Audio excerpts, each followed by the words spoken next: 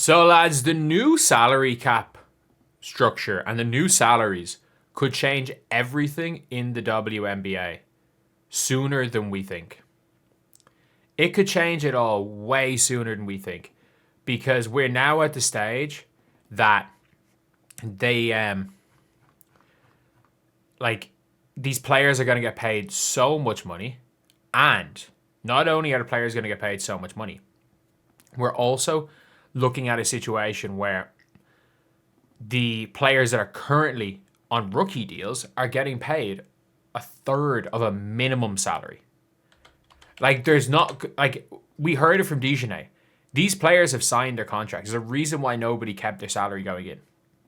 Caitlin Clark's making 90k. And anyone on a rookie deal prior to this CBA, their contracts become gold dust. Meaning that some of the anyone who is on a rookie deal and is still good, their teams become some of the most interesting teams in the entire WNBA.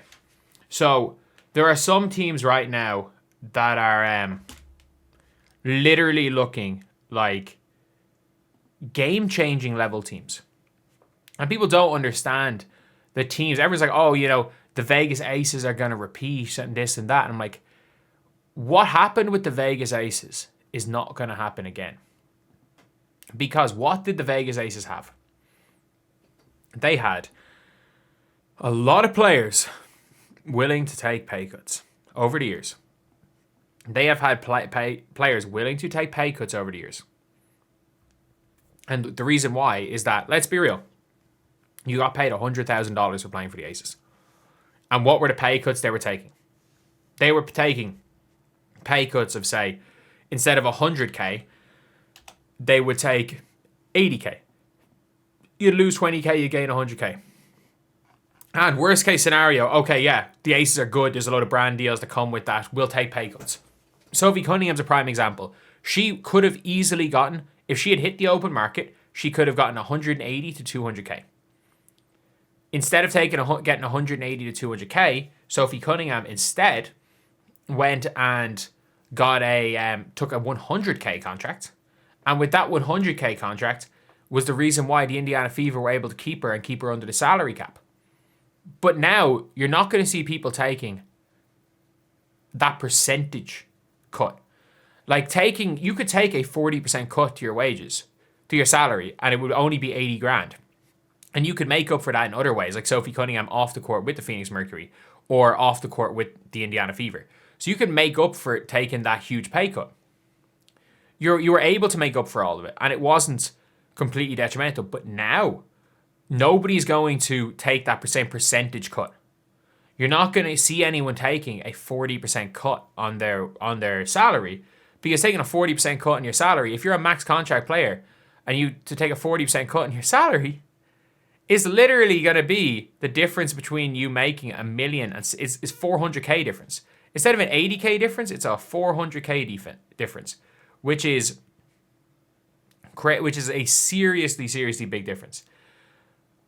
And you've then also got these teams that have so many young players and so many players on favorable deals. So someone like a Kalani Brown, like, I don't think Kalani Brown really has a spot in the league anymore. Like, I just don't think her style, she's going to get exposed too much.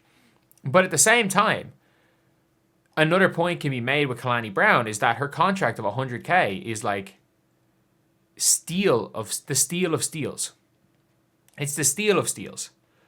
So you've got that, and now you've also got all these rookie players. So the Indiana Fever coming into next season, Aaliyah Boston's still on a rookie deal. You have to pay Lexi Hull, and you're going to have to pay Lexi Hull well. That's the problem, is that there's going to be so many of these teams that have a whole bunch of cap space in terms of percentages. And that's why you saw teams for years taking overpaying Mercedes Russell, because they had the cap space to do so. They had the cap space, they needed bigs, there wasn't that many bigs. Therefore, oh shit, we'll pay Mercedes Russell a max. Like, Lexi Hull is going to be offered a near max somewhere. Sophie Cunningham is going to be offered near max. So it's going to be tough to now keep players. But there's one key, for the Indiana Fever, there's one real key player that we don't talk about. Like, obviously, Chloe Bibby's a reserve free agent. She's going to be gone. We can't really afford to keep Chloe Bibby, because it's not even about max and minimum contracts. It's about old CBA contracts. The Indiana Fever can get Christy Wallace on a 1 year, $80,000 a year deal. And if you're wondering why so many international players came over last year for their rookie seasons, it's so that when the new CBA kicked in, they're free agents. Like, they're UFAs.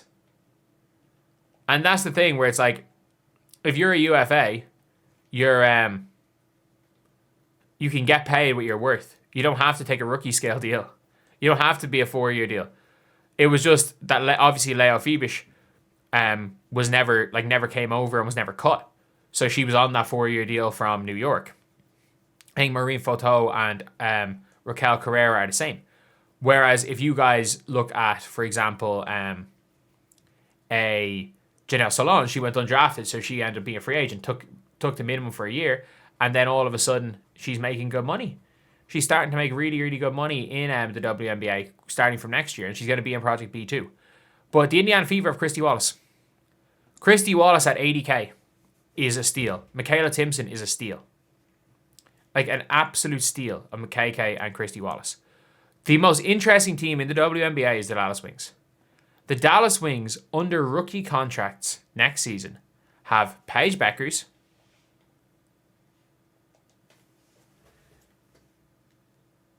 but then you also look at the fact that they have not on a deal, Zaza James. They have Maddie Segrist still on 1 more year of a rookie deal. They have Lou Lopez Seneschal, 3 more years of a rookie deal. They have, I'm trying to think off the top of my head, Awak Kuier still has a year of a rookie deal on the old CBA, still coming. They have JJ Quinterly. They got rid of Madison Scott. I'm trying to think of who. I think that might be it. Because I think Geisel Suter, she's a free agent. So they still have tons of flexibility, which means like they literally have likelihood. They might have like 4 max contracts. They might actually have 4 max contracts available, which is not something any other team has or even close to has. Like, I don't think there's anyone that has 4 max contracts available for a team. So like, they could realistically, let's just say hypothetically, if the Dallas Wings got all of their targets, they could have Paige Bueckers starting point or at the 2, doesn't really matter. Let's just say they have the best possible team. You have Maddie Segrist at the 4. You're not getting Age at the 5. You're not getting Ezzy Magbagor at the 5. Then at the 3, or Ezzy Magbagor on a max. You're probably not convincing Neka to come. You're probably not convincing. Heck, you might be able to convince Alyssa. No, you're not convinced Alyssa Thomas. I think who are the best players? Kayla McBride at the 2, or Kayla McBride at the 3. Paige Bueckers at the 2. You go and get like overpay maybe Julie Alamond at the 1, and giving all these people near maxes, and then suddenly you've got Segrist there starting, Ezzy Magbagor. That's a playoff team. That's a playoff team. It's not the greatest team in the world. It's a playoff team though, and like, there might be some really weird scenario that they can just say, screw it, we're going to take, we're going to go and offer max money. It's like, you know what, Fee, Stewie, if you guys all want to play with each other, if you two want to play with each other, cool, you can go to Dallas. I mean, they could realistically, they're not going to, but they could just go, you know what, screw it, we're putting together a lineup of Fee, Stewie, Paige. And you know what? Go full UConn. Azare, you can come in too. So Azare at the 5, Stewie at the 4, Fee at the 3, or 3-4. Interchangeable, doesn't really matter. And then you've got Paige, and who's the best 2 guard from UConn? It's currently in the WNBA. Fuck it, just go full UConn. You got Lou Lopez Seneschal there anyway. And you got Segrist on the bench. You've got Zaza James. You've got JJ Quinterly. And then you've got the money to build out the rest of the roster. And then whoever it is, obviously Lou's not going to start, but then you realistically do whatever the hell you want. You can do whatever the hell you want with those last couple of slots, because you can then pay a max contract shooting guard. Again, you can just say, I know she didn't go to UConn, but screw it, K-Mac. K-Mac, just bring in Kayla McBride then.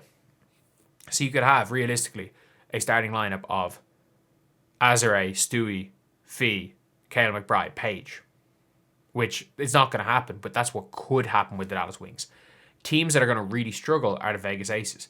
Because again, they have relied on players taking pay cuts to come to them.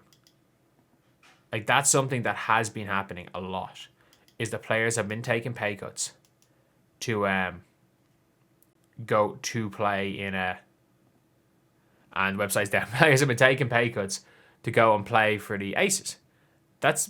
No one's going to take a pay cut now, or the same percentage pay cut, because of the craziness of the current salary cap. Because of the craziness of the current cap situation, you're not going to see that happening. So yeah, it's a really interesting thing to see what's going on. It's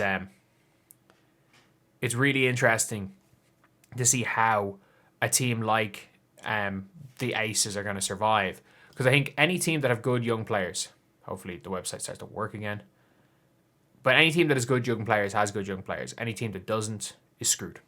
Because those rookie deals are probably what's going to decide the next year or two of championships.